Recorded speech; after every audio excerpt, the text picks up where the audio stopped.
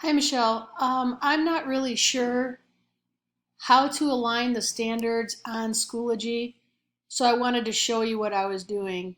Here on the Align button, if I click it, um, none of these are really my standards, but I figured this one might be one. If you click on it, there's nowhere to click. There's no standards there. I've tried all of these, nothing happens going back. But so then I looked and I said, well, the other ones, yeah, other ones have it. When you click on it, you can see it. So these aren't all set up apparently. Custom learning objectives, school, it doesn't really go anywhere, so I don't know what to do with them. And then if I was to do personal, there's still nothing that I can use.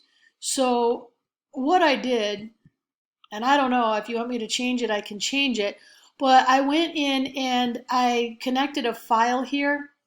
So I clicked the link and I put a link into the Michigan Technical Standards.